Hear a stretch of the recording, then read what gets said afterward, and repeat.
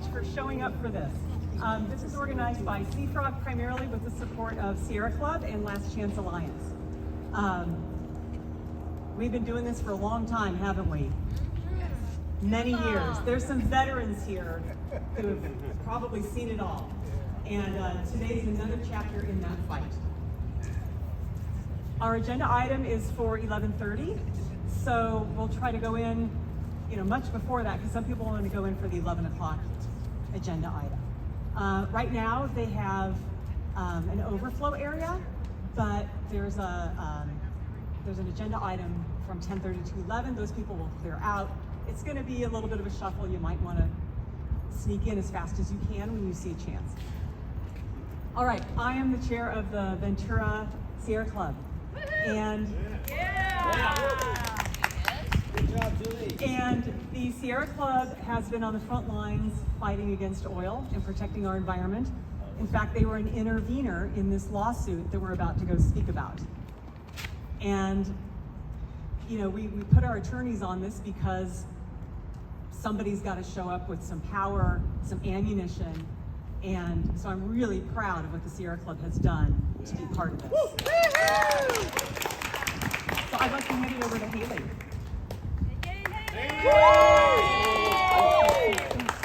Thank you so much. So I just wanted to provide a brief overview of a few things. So there's a lot of details here, and just remember that that's intentional. So I'll speak about the settlement in general, and then I want to give some instructions about when we go inside. So I'm sure you're listening during this section. So back in 2020 was precedent-setting for many reasons, but in terms of protecting our public health and our climate and putting forward really progressive precedent-setting policies in Ventura County, it was a big year. So at the end of 2020, we adopted the 2040 General Plan, and it had some of the most, again, progressive, creative policies that were uplifting our community, uplifting the public health impacts that oil drilling has and protecting our communities. Almost immediately after we adopted that, the oil industry filed 11 lawsuits. By the end, I think we were down to 8, but 11 lawsuits challenging the lawfulness of those policies. The lawsuits went on for 2 years now, and Sept, Sierra Club, and Vision were all interveners to make sure that community voices were being uplifted in that legal process. So we were ready to enter litigation and to stand up for these policies and to stand up for our communities.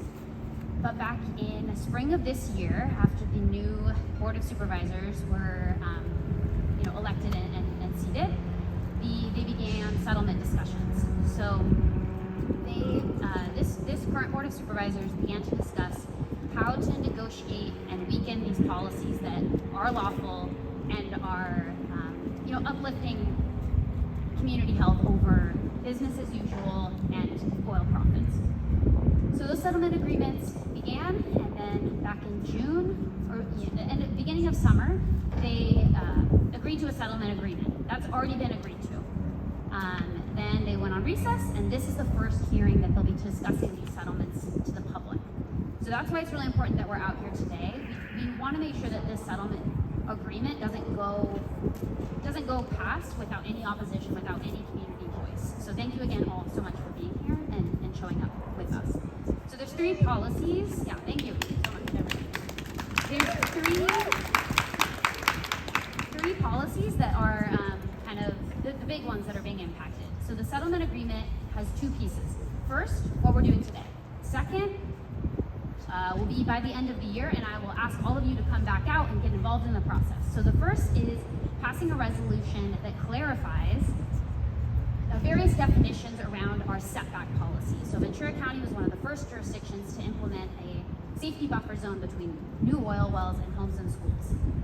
And for a variety of reasons, this policy that we'll be discussing today is meaningless. The exception is now the rule, and at the end of the day, oil wells are still going to be drilled and expanded near homes and schools in Ventura County. We can't let the narrative that this was saved from settlement or that our neighbors are protected from neighborhood drilling. That's still going to happen, and I honestly think it's immoral to put that narrative forward that was saved in any way, for 2 reasons. One, they are redefining what a new well means. wells. So that excludes the reopening of wells that have already been permanently sealed, and it only applies to discretionary wells.